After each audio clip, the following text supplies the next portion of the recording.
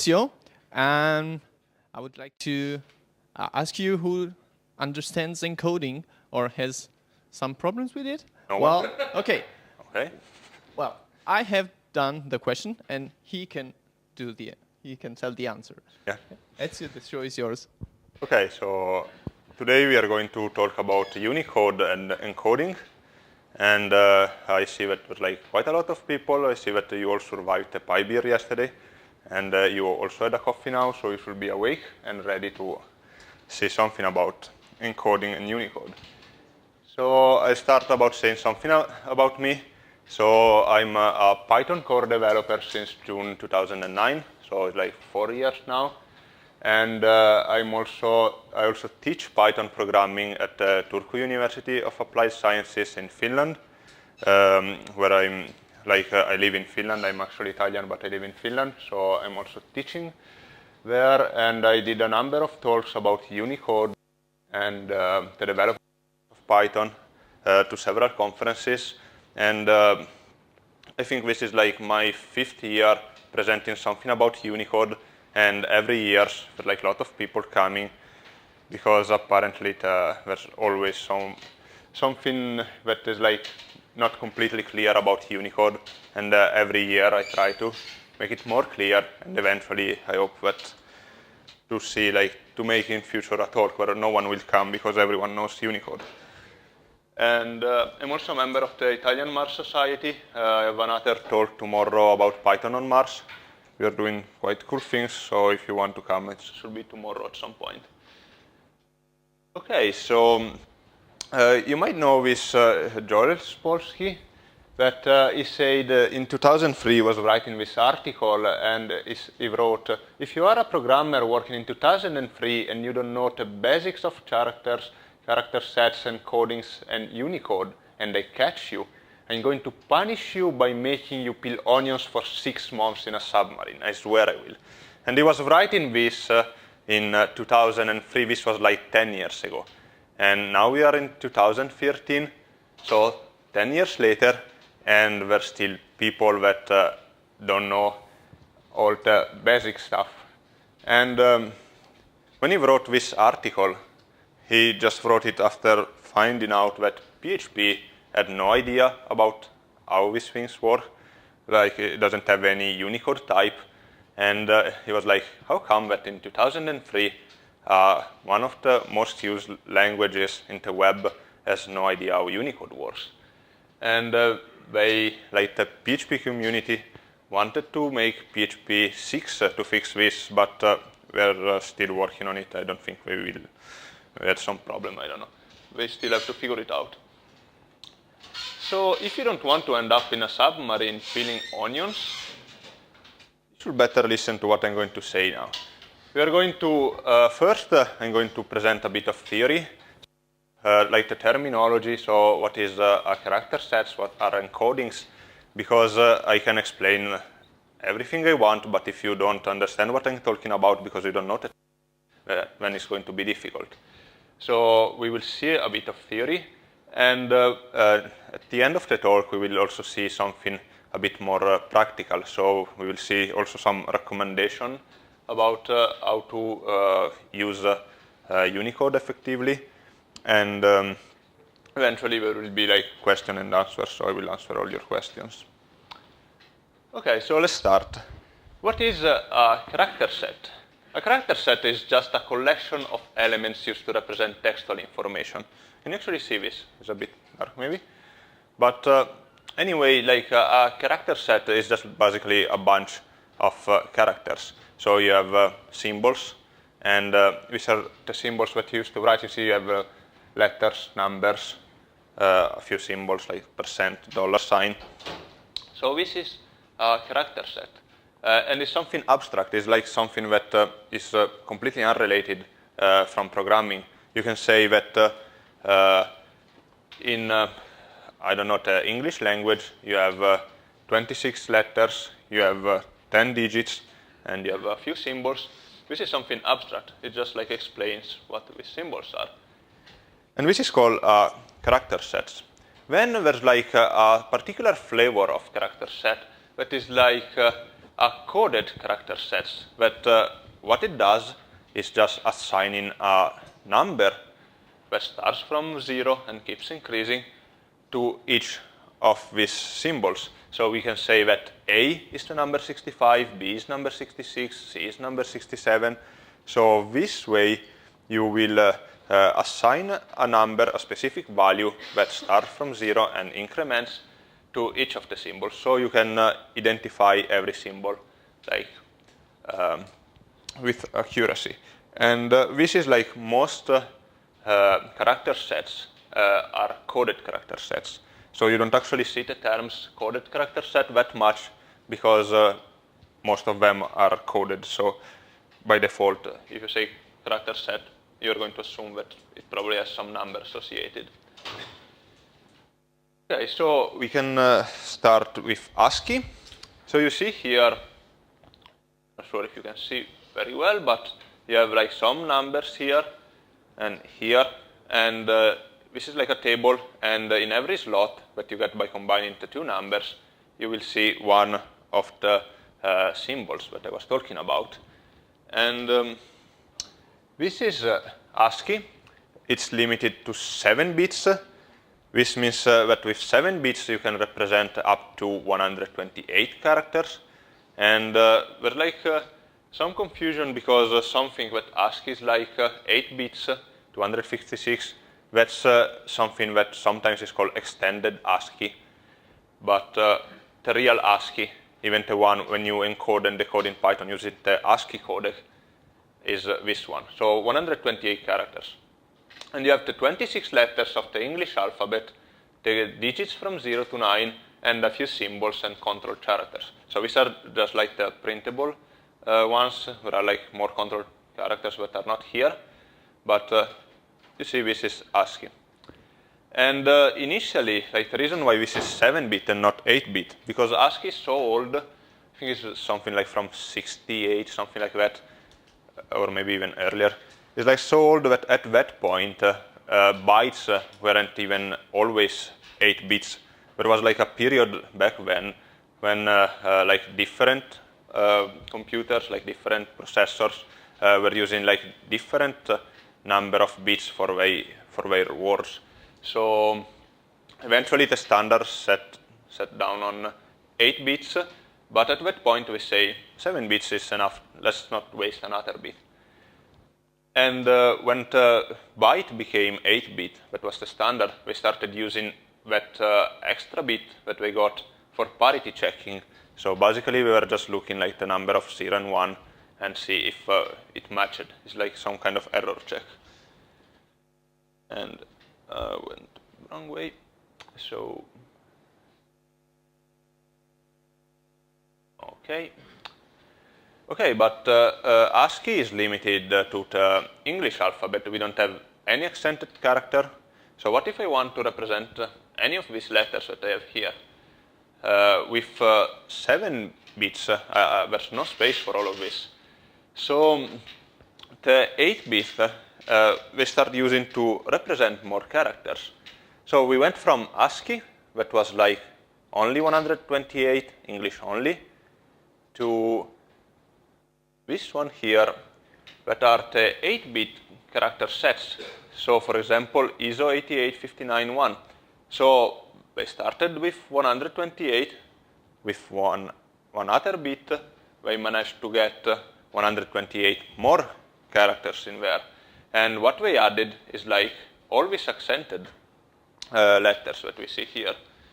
The problem is that you see here, I have like, this is the ASCII, so it's the same, even in ISO 88591, also known as Latin 1. And here you have some accented letter, but still there are not all of them. There are still some accents that are missing. And what about entirely different alphabets like Russian or Arabic or Thai or different things? So this is like a bit better than ASCII because you can represent something more, but still is not enough. So what we did, we start saying, okay, what if we use the last bit like also to represent another set of symbols. Instead of using accented letters, we can put Cyrillic alphabet. And we start doing this, and we made another one for Arabic. And the end result is that you start seeing a lot of different ISO 8859, and each one can represent a different subset where they all have all the ASCII characters, but each one of these will use the 8th bit to represent a different group of symbols. So you have like Western Europe, Central Europe, South Europe, North Europe. You have Cyrillic, Arabic, Greek, Hebrew, Turkish, and so on. And this was starting becoming like a bit of a mess because you had, what if you want, for example, to mix some Cyrillic and some Arabic? What if you want to use something like Inuktitut, which is a language used from the native population of northern Canada or something like that, that looks like this. It looks like some alien system, but this is an actual alphabet used somewhere. So yeah, this solution wasn't really good. So start adding this ISO 8859, 1, 2, 3, 4, each one with a different subset wasn't really a good solution. So something better came up, which is, so this is where we left off, but we had this ASCII in the middle, and then we had 8859.1 with some accented, and 5 that was like the Cyrillic, I think this is 9 or something like that. And introducing Unicode. Unicode, it just wraps all of this. So Unicode is a character set that includes all these symbols from all these alphabets. And not just from these alphabets, but also from many other alphabets. You have Runic, you have, this is Japanese, I think, and this looks like Thai. I have no idea what these are. There are even like ancient alphabets that now are not used anymore, like hieroglyphs. There are like symbols, you all know the snowmen, probably. So Unicode covers all the characters for all the writing system of the world, modern and ancient. And someone at some point wanted to add Klingon. Eventually they didn't add it because it's not writing system of the world, like alien wars are not included, but someone tried to put it in. And what it does is providing a unique number for every one of these characters. And this number doesn't matter what is the platform, the program, the language, is just is like a unique number. So we see here Unicode is like a coded character set with a bunch of symbols that were abstract, so they are not related to the platform, program, language, the endianness of your processor or any other things like that. It's just like a bunch of symbols with a number. And the number assigned to each symbol is called code point. And Unicode can represent 1,114,112 different code points. And that's like a bit more than the 128 that you have in ASCII or the 256 you have with the ISO encodings. And the advantage is that with Unicode, you don't need like all these different character set that each one with like a small subset of what you have. With Unicode, you have everything there. So it unifies everything. And the code points that you have here, we saw that they are in range from 0 to 10 FFFF, which is the 1,100,000, whatever it was, number that I showed before. And the notation that you use is this A plus and then like 4 to 6 hexadecimal digit. So for example, the A is like 61. The A with the 2 dots on top is like E4. And each Unicode character doesn't just have a number, a code point. So if you take the snowman that you see here, you have a code point, but they also have a name, a category, a block, and many other attributes. So for example, you can know if a character is like a digit, or if it's a letter, or if it's like a punctuation, and if it's like punctuation, what kind of punctuation it is. And so you can also inspect this character to figure out what they are. Okay, and all these characters, they are not just thrown there like from 0 to 1 million, just like that. They are organized in something called planes. So it's divided in 16 planes, and every plane has like 65,000 characters. So this 65,000 is like FFFF in hexadecimal. So it's something that fits in 16 bits or 2 bytes. And the first plane, the initial one, was the basic multilingual plane, also known as BMP. You probably heard of this, like sometimes it's mentioned, because at the beginning there was only this one that is still powerful enough to include most of the commonly used characters, but there are like a few more that they didn't fit here. So at some point we said, okay, 65,000 is not enough, we need more. So we expanded Unicode to support this 1 million and more characters, and we added these supplementary planes, which are like plane 1, plane 2, plane 3, until plane 16. And each one of these plane is like the plane 1 is like the supplementary multilingual plane, and then like this one is the ideographic plane. This one are unassigned, so this might be used in the future for other reasons. And then we have like some special purpose plane and private use area, so anyone can use this if they need to. So this is what happened. Like at first it was only till FFFF, so 65,000, then they went up till 10FFFF. And they said that this is final, we are not going to make it any bigger. So this is what happens. We saw that we had ASCII at the beginning. The characters that you saw in Latin 1 or ISO 8859 1, they are still here in the block called Latin 1 supplement, but we don't just stop here, because if we continue, we have the Latin extended A with more extended, and when we keep going, and there are like plenty of other blocks, and so here in my previous slide I have, so this is like 256 plus 128, and so here I could fit like 512 characters in this slide. So if I put these 512 characters for each slide, I will end up with 2000 slides to represent them all. And since we don't have time to go through 2000 slides filled with characters, I'm going to skip this, but I can show you this guy here that at some point decided, like, let's print them all.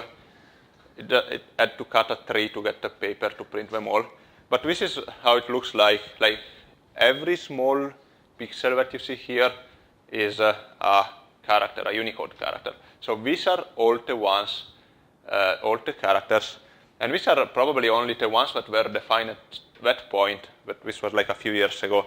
And I think that unassigned character, he just skipped it, because I don't see many empty spaces. So actually there's probably even more than this.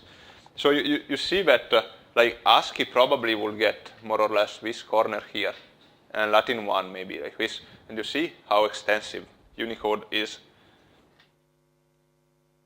And also, like Unicode has been introduced, like, it's actually, I think it's more or less 20 years old, something like that, but it started catching up something like 10, 15 years ago.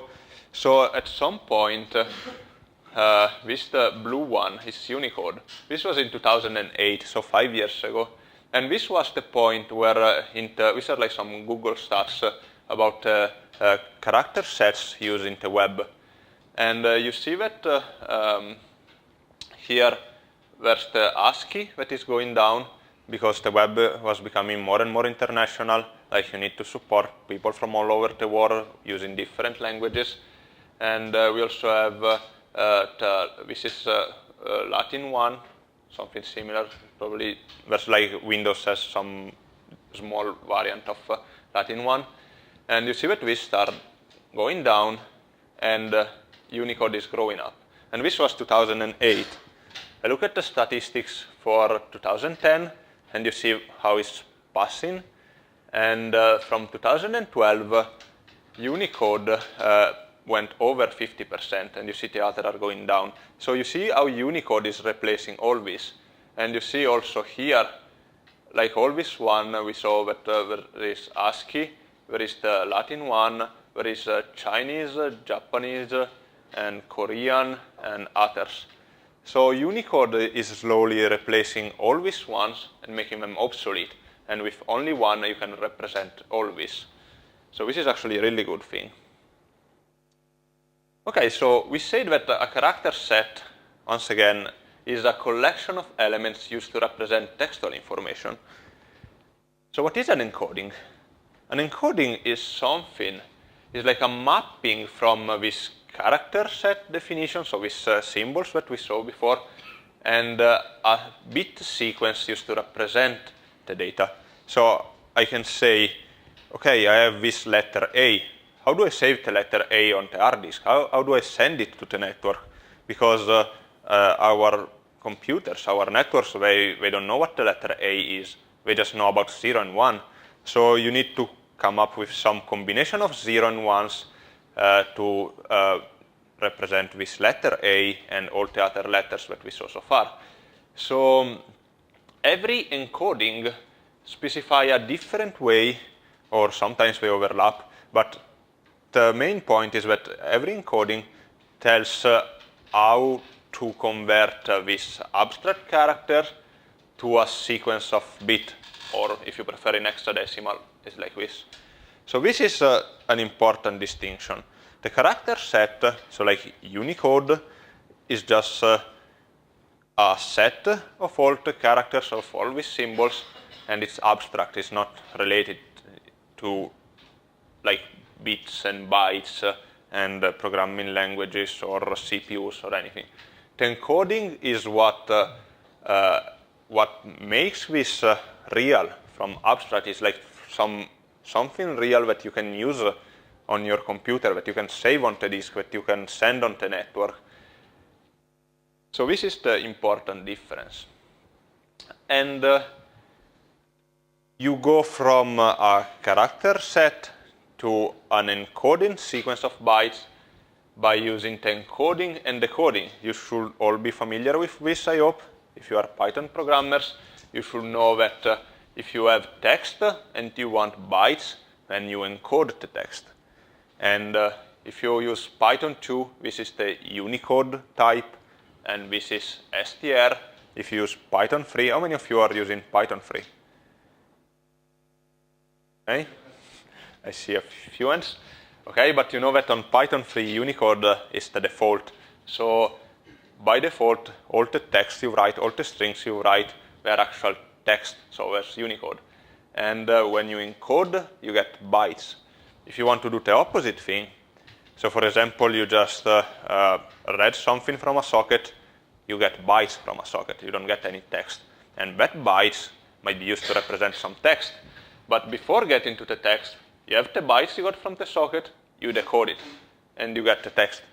You do whatever you want with the text. When you want to send it back to the network, you encode it again, and you get the bytes, and you can send them to the socket. And even encodings, there are like a few different kinds of encoding. So the first big distinction is between single bytes and multi-bytes encoding. So single bytes, it means that they every character is represented with only one byte. So if you're reading a stream of bytes, you know that every byte in there is one different character. And this, of course, is limited to 256 characters, because if every byte is a character, with one byte you can represent, is like 2 to the power of 8, is like 256 different values, so 256 characters. So these single bytes encoding are quite limited.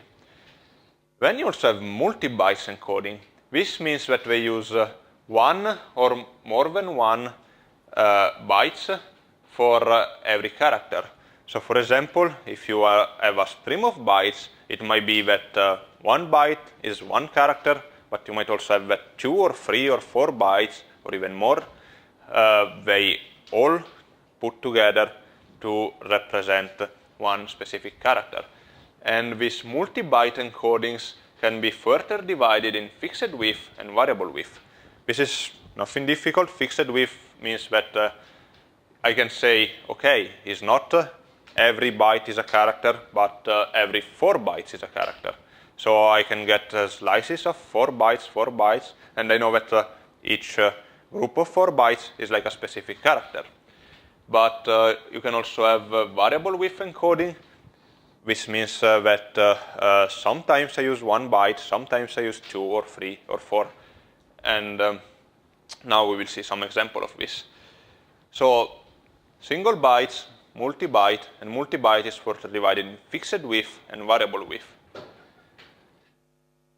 So the 8 bits or single bytes encoding are what we saw before all this ISO 88591 or old Latin 1, Latin 2. And here was like a really important thing, because if you know something about encodings, you might have thought when I was saying that ISO 8859 is a character set, you might have think, isn't that an encoding? When I do some text dot encode ISO 8859, isn't that an encoding? And the catch is that since you only have 255 possible characters and only 1 byte, it kind of comes automatic that every character, like in the character set, has a number from 1 to 255. So you can just get that number, convert it to a byte, and you're done. You don't need any special algorithm to convert the number of the character, like the code point, for example, to a complex sequence of bits, because you have 256 characters, 256 values you can represent with a byte, so the mapping is like one-on-one, it's like really easy. So at that point, there wasn't really a distinction between character sets and character encoding. And this also led to a lot of confusion, because, for example, if you look at HTML, when you say meta char set UTF-8, this is actually not a char set. This should actually be the encoding. But this comes from a time where there was no Unicode. All the encoding were like single bytes, so you didn't have multi-bytes encoding, and the concept of a character set and the concept of encoding were basically the same thing. That's why it's called char set. But now these two concepts diverged, so that you have the character set that is just like the abstract set of all the characters, and the encoding that is like a way to represent this character as a sequence of bits and bytes. So this is really important, because sometimes you see, okay, so if this is called char set, then UTF-8 must be a character set, but this is false, because UTF-8 is an encoding, and the character set is Unicode. And we will see now about this UTF-8. I guess you all saw this UTF family. You should use UTF-8 every day, always, for whatever you do. It's UTF-8, but there are also UTF-16, UTF-32. You probably found this as well. You heard of them. And all these 3 encodings that are part of the UTF family, that means Unicode Transformation Format, they can all represent all the Unicode code points. So every one of these 1 million and over characters can be represented in any of these different encodings. So you see here, like the pictures will start getting clearer because we have this Unicode, which is a character set with this 1 million characters. And if I take the letter A, I can say encode the letter A in UTF-8, and I will get a specific bit sequence. And if I say encode it in UTF-16, I will get a different bit sequence. And if I say encode it in UTF-32, I will get another different bit sequence. They all represent the character A, the letter A, but the bit sequence is like different. So all of these can represent all the Unicode code points. And they are all multi-byte character encodings, because clearly if you have 1 million characters, you cannot use 1 byte to represent them all. You need more than 1 byte. And UTF-8 is a variable width, so you might have 1, 2, 3, or 4 bytes. UTF-16 used to be only 2 bytes when Unicode only went up to hexadecimal FFFF. So when it had only 65,000 characters, 2 bytes were enough for all of them. But when at some point we decided to go over and get to 1 million characters, so UTF-16 became a variable width encoding, so 2 or 4 bytes, and they introduced UTF-32, that is like fixed width, always 4 bytes. So this is variable, and this is fixed. And you see in Python 2, and actually also in Python 3 up to 3.2, this, you know that there was like the narrow and wide build. I don't know if you ever, like, has anyone heard of this before? Like narrow Python builds and wide Python builds. Basically, it means that the narrow Python build was using internally this UTF-16, and the wide one was using the UTF-32. And this, the problem is that Python was considering this UTF-16 as a fixed width, so it was considering only 2. So sometimes if you get a character that is with a code point over FFFF, and you see the len of that character on Python, like on a narrow build, it will say 2, even if it's 1 character. Because this is convenient, because if you know that every character is 2, and if you want to know how many characters you have, you just get the number of bytes, you do divided by 2, and you have the result. But if you have 2 or 4, then you have to scan all the string and see when it's 2, when it's 4, so it gets much more complicated.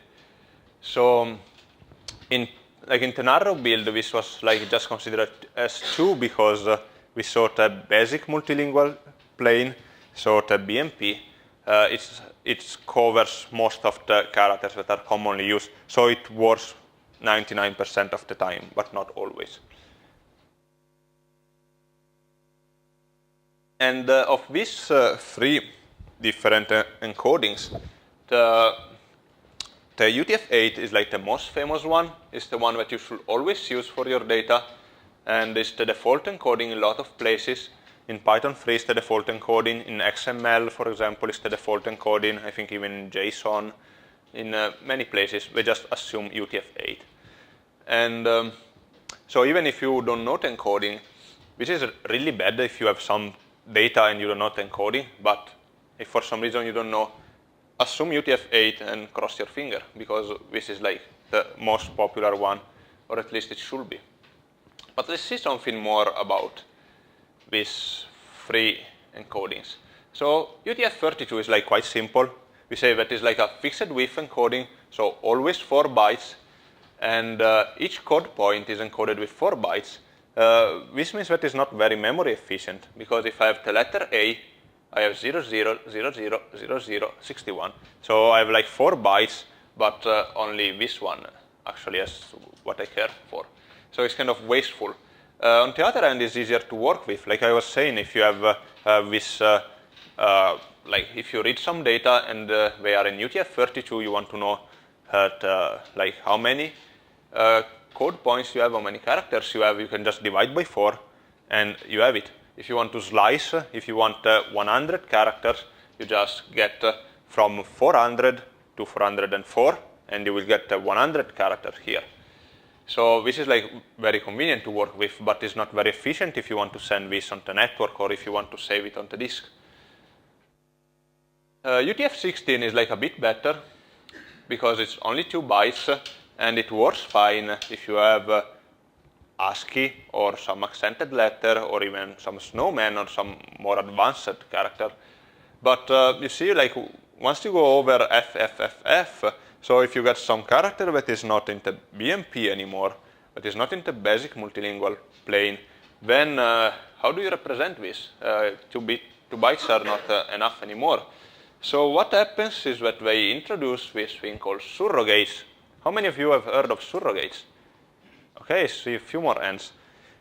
Usually this thing, like when you heard about this, you really hear like bad things, like someone having nightmares with surrogates, nothing worse. There was a time in Python where you could, for example, pass a surrogate in a slice, it was like fault, or at some point we were just trying to put surrogates everywhere and half of the things were like faulting, Python was crashing. Because if you don't deal with this, a lot of things break quite easily. So it's like kind of problematic. I'm not going in much detail here.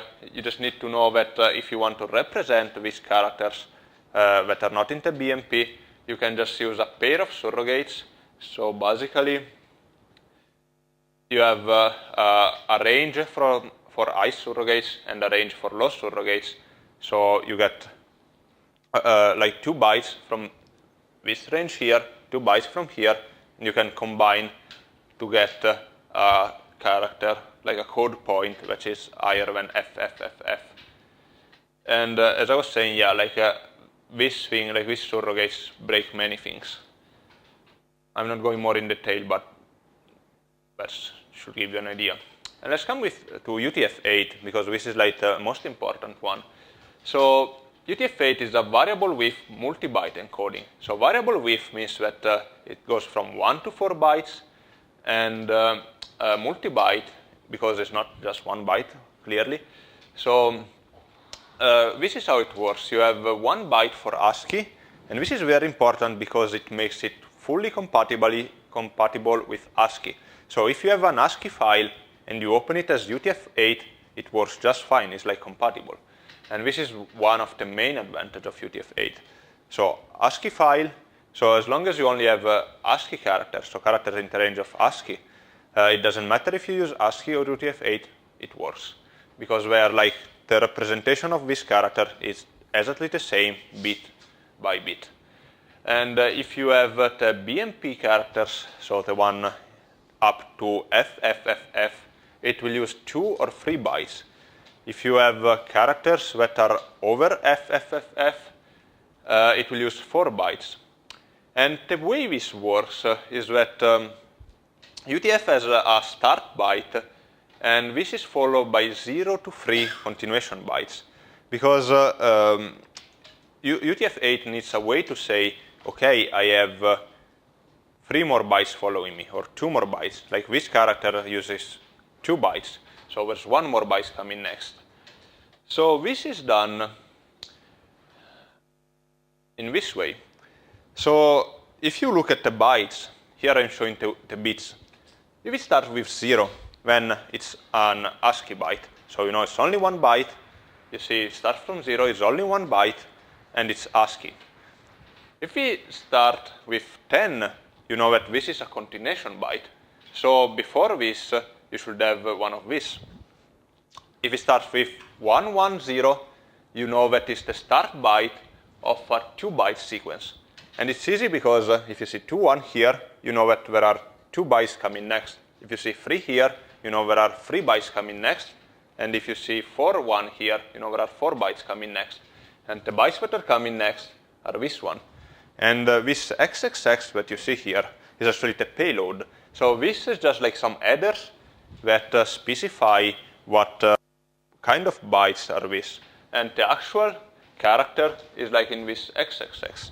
So just to make a quick example, if you take these 3 bytes, 82, 98, and 83, which are hexadecimal, if you convert it in binary, you see that here you have 3330, and we say that when you see 1110, it means that there are 3 bytes. So actually, I was saying wrong. Like 111 means there's like 3 bytes sequence. So there's like the first byte followed by 2 continuation bytes. So overall, there's like 3. This one starts with 10, so they're continuation bytes. So if we go, okay, so this one is the start byte of a 3 byte sequence. So it means that this one followed by 2 of these. So what happens is that the leading bits are used to identify the start of 2 bytes sequence, and there are 2 continuation bytes. You remove this thing, you combine what's left here. So here I get the X. So there are a few here in the first byte, a few in the second one. Then there's like this one that are still in the second, and this is in the third. You combine it like this, and you get 2603. And 2603 is the code point of the snowman. And this is like a very elegant scheme. And in theory, it could even go over this, because here you could also have 11110, and you could have one more byte at the end. But even if this is possible, they didn't do it, because with 4 bytes, you can represent all the Unicode character. So that's the limit. So this is how the decoding works. And if you know this, you can even understand, like sometimes you get the error like unexpected end of byte, because you have like a 3 bytes sequence, but you have only 2 bytes overall. And when you get unexpected end of data or something like that. Or sometimes you get invalid continuation byte. So for example, if it's expecting a continuation byte and there's something else, when you get this invalid continuation byte, this kind of error, they means this thing. And the advantage of having these headers is that if you jump in the middle of a stream of bytes, you can find the start byte and start reading from there. So even if it's a multi-byte encoding, you can do this. But okay, we don't have much time left, so let's just go with some recommendation. So the most important recommendation that I can give you is decode early, work with Unicode only, encode late. This means if you're reading something from a socket and you have just, in Python 2, you have just an str, so that's just byte. Don't just keep it as str and do things with it like slicing, concatenation, formatting, and everything. Because at some point, you might have a Unicode string that you get from somewhere else, and when you mix them, they clash and you get errors. So as soon as you get some bytes, decode them. And once you decoded them, so you have Unicode text, you can do all the work you want, formatting, concatenation, whatever.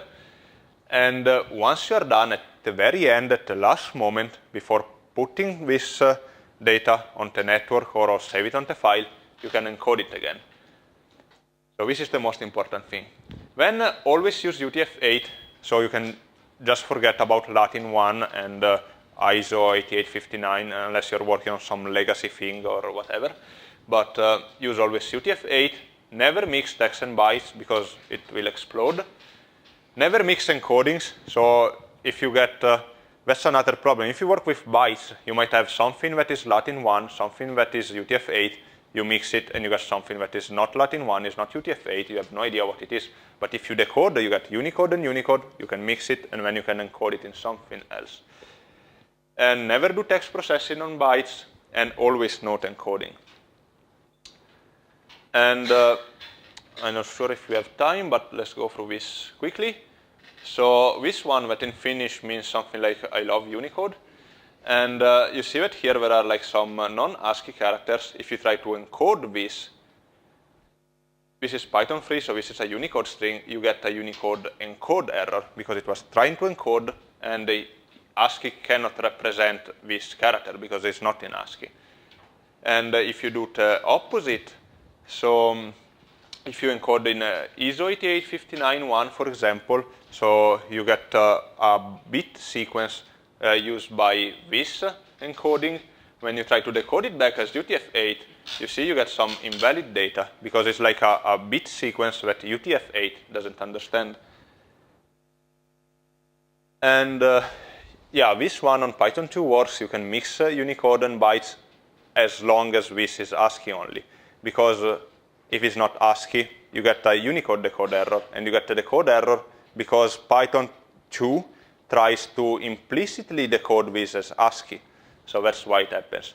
On Python 3, this always fails. And also, there's the source encoding. This is not necessary anymore in Python 3, but this is only necessary if you want to write in the source code something that is not ASCII. So this doesn't fix your Unicode problems. You can have a source that is full ASCII that works with Unicode just fine. But if you have something that is not ASCII in the source, then you need this one at the top. And Python 3 defaults to UTF-8, Python 2 defaults to ASCII. And okay, I have a few more slides. So quickly, so Mojibake is like an intelligible sequence of characters. So this one is fine. If you see this one, have you ever seen this kind of symbols? This means that is UTF-8 showed as ISO something, because UTF-8 uses 2 bytes for this, and ISO reads every byte as a different character. So this is the first UTF-8 byte, this is the second UTF byte, but they are displayed as ISO 8859. If you do the opposite, you get this character here. You probably also saw this one. This is because it's like an ISO 8859 byte that UTF-8 cannot decode. So in case of error, you get this symbol here. And this is the problem I was saying between narrow and wide builds, but this is like in the past. From Python 3.3, this is fixed. There's like a new implementation of Unicode. So this works fine. And because in Python 3.3, we have like this new PEP 393, that uses a flexible string representation. So before it was using always 16 bits or 32 bits, so 2 bytes or 4 bytes to represent the characters. Now it uses the less amount that is required. So it's like uses less memory, it's still fast, and sometimes it's even faster, and is also backward compatible, and there's no change at the Python level. So Python 3.3, you should switch to that because it's awesome. Like you get less memory, it's faster, and it fully works with Unicode. Okay, so I made it to the end. Are there any questions? Okay, questions there.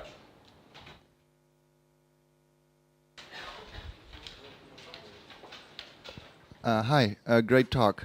Let's say I get legacy project tossed in my hands, and they started out with Latin 1, halfway through switch the database and all their storage of data to UTF-8, and we don't know what's Latin 1, we don't know what's UTF-8. What would in Python be my best bet to remedy the situation? Okay, so the question is you have a database with some legacy data that are Latin 1 and some new data that are UTF-8, and you want to know what is what.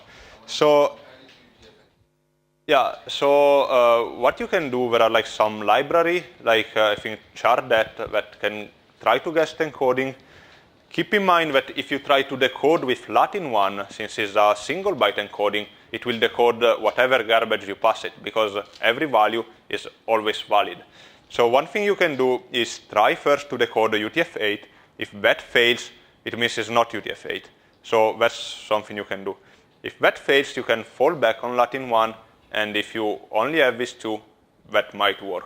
But that's like usually a problem, because if you don't know encoding, you are just guessing. You cannot be sure it will work. So always try to know encoding. Okay, other questions? So, yeah. Hi. 2 questions about the surrogates. So these are code points that are reserved and will never ever be used for anything other than... There are some range that are free to use, so they will never be, they will never assign a value to that. So if you want to use it internally for some reason, you can just use, there are like a few different ranges that you can use, and that's fine. So Okay. that's this possibility. And I have another question. How is, like you mentioned in the last slide, how it internally works? Can you say a bit more about this? That will make sense. Yeah. Or So okay, this is what I was saying. On Python, before Python 3.3, there were like two kind of Python. So the narrow build and the wide build. And internally it was using UTF-16, the narrow one, so 2 bytes for each character, and wide one was using 4 bytes. And from the Python level, the result is that Sysmax Unicode here was limited to 65,000, so FFFF, whereas the wide build at the full range of Unicode. And the problem is that if you get a character like this one, that is like outside the BMP, this is only one character, but if you do the len, it will show as 2, because this is like 4 bytes, and since Python, like in the narrow build, assumes that it's like 2 bytes, since this is 4, you need 4 for this, it will say 2 and 2, and it will give you 2. And also if you use the slicing, here you will get the first surrogate. So when I explained surrogate before, like to represent this, you need a pair of surrogates, 2-bit each. So when you do this one, the len, you're actually counting the pair of surrogates necessary to represent that character. And when you do the slicing, you will get the first or the second surrogate. And this is kind of broken. It works because you never get this kind of character. Almost never. Sometimes you do. And when you do, everything breaks. So this is not really good. So that's why there's also the wide builds that uses 4 bytes for characters, so it uses twice as much memory, but it guarantees that the behavior is correct. So here it will just read 4 bytes and it will work fine. But as I said, all this is fixed in Python 3.3 because it's even more efficient, because if you only have ASCII, this one was using 2 bytes, but Python 3.3 only uses 1, so you get half of the memory, but you still have this one, because in this case it will use all 4. So basically it looks at the highest code point in the string and decide if using like 1 byte or 2 byte or 4 bytes.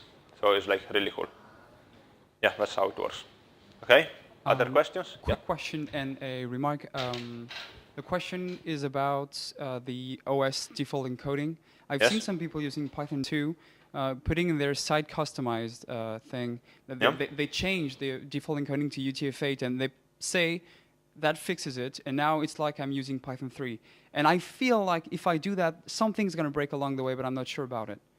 Do you have? Well, there are like a few default encodings. So there's like the file system encoding that, for example, on Windows is with CP1252, that is like Latin 1 with a couple of things, a couple of different characters. So that means that if you use Windows and, for example, like all the tools like Notepad or maybe even Visual Studio or these kind of things, they save using this encoding. If you try to open a file as UTF-8, it's not going to work. So you have to be careful. And there are also other encodings, for example, the terminal encoding, so the standard input, standard output, we have their own encoding that might depend on the terminal you're using. So what you're typing in the interpreter, or when you use input, row input, or print, also print, because it has to show on the console, on the terminal. And it needs to encode this thing with the encoding used by the terminal. And by default on Windows, it's still CP1252. So if you do that, you cannot print on Windows. If I try to print something like this on Windows, there's no way, unless you use some different terminal or you do some problem. So the best way is like, if you can, for files, be always explicit. Like when you save the file, say, okay, I will save this as UTF-8, and I will open this as UTF-8. When you are dealing with the encoding of the terminal, there's nothing much that you can do. So basically, like you should try to figure out always what encoding you have. If you can, set it explicitly, so be explicit, don't rely on default values. If you can't, then it's going to be a bit of a problem, but you should still be able to figure out what it is. There are like a few functions in the sys module, like sys-get default encoding or sys-get file system encoding. Okay? Quick remark to bounce on what you said. When you have mixed encodings, I found a open source library which is really useful called FTFY, fixes text for you, would analyze the byte sequence and identifies like some bytes that don't have anything to do with it. For example, if you have mixed encodings and you have like European characters and you have a Chinese character along the way, the code would say, okay, this might be a character error and it might be something else, and try to fix the text for you. Yes, and I found it actually really useful because I crawl a lot of data with a Windows 1252 mixed with UTF-8 or something, and it kind of fixes this thing without me having to do it. So it's pretty useful. And if you look at the data, like for example, if you have some database and it creates a web page, you can also look at the output and figure out, like if you see something like this, then it means that it's UTF-8, but you are showing it as Latin 1. If you see something like this, it means that the bytes you have is Latin 1 and you're showing it as UTF-8. So you might have also other encoding like Chinese or whatever. So in that case, it gets more difficult, but this is like something you can do. But it's always an heuristic. There's no guarantee that it will work. Okay. Any more questions? No, we don't have more time, unfortunately. So thank you very much, Ezio. Yeah. Thank you. Okay.